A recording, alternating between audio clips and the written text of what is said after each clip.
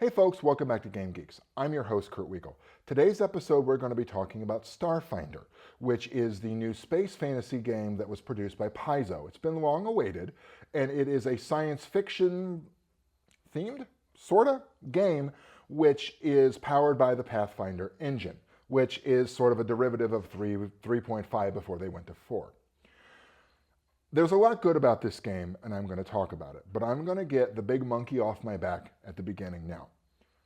The Pathfinder system is too complex for me to be able to play or run effectively.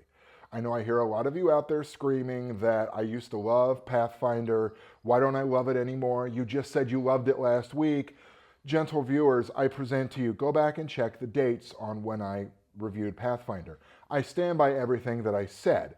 But now I'm 45, I'm almost 46. Pathfinder is an extremely complicated game system with a lot of moving parts, and that appeals to a great number of people. A good friend of mine says it's probably the best tactical role-playing game out there, and I respect his opinion. He would know these things.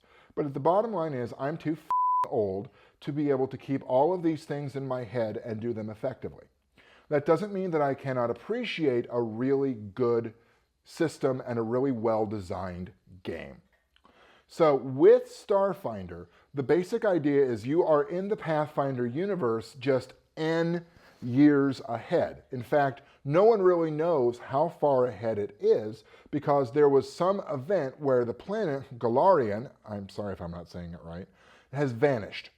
No one knows where it is, and no one can really remember detail before about 300 years ago. That was a very clean way of not having to deal with a whole mess of continuity from the Pathfinder game or trying to get it to jig up with STARFINDER in the future.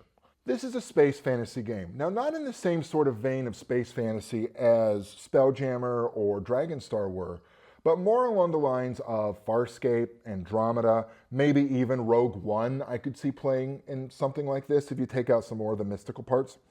So it definitely has some extremely good space opera / soft sci-fi aspects bolted onto it. And when I say bolted on, usually that means they just took two ideas and slammed them together and made them work. I shouldn't have said bolted on there because it actually works together pretty well. So what's different between STARFINDER and Pathfinder is gone are your standard fantasy races. Now there's an appendix in the back where you can bring them in if you absolutely must have an elf in space. However, the new races are Android, Human, Kasatha, which is a 4-armed race, the Lashunta, who are telepathic scholars, some are stronger than others, and they have these cute little antennae. You've got Shireen, which are your insect race, the Vesk, which are your reptilian race, and finally the Yosoki, who are, well, basically your rat people. Okay, that works. Themes. Now this is new. These are essentially an additional overlay to the character that you get some benefits on as you progress.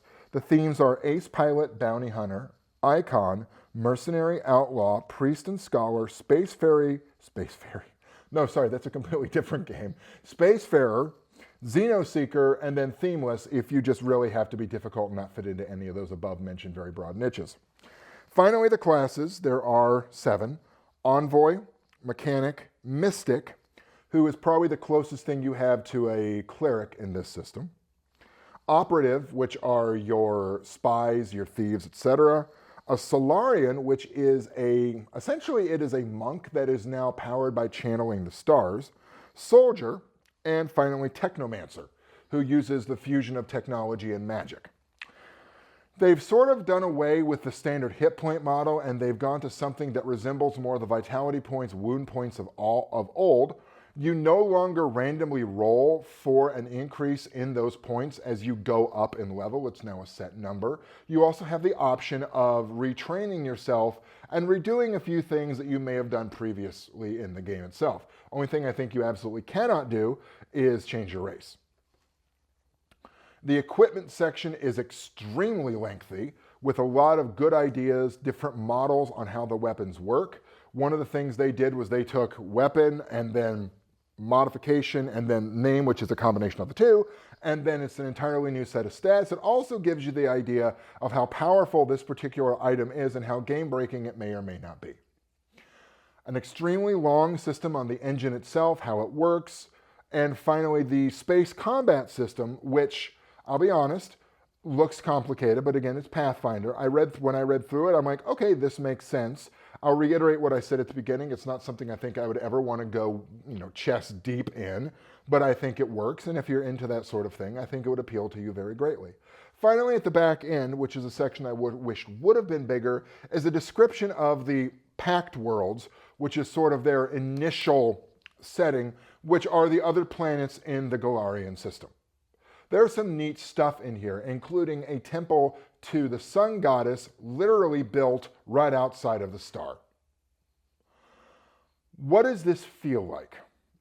It feels like Farscape. For those of you who've been watching for a while, you probably know that whenever I get a new sci-fi game that isn't specifically designed for a property, i.e. Star Wars, Star Trek, the first thing I ask myself is, can I use this to play Farscape? It is by far my favorite sci-fi property.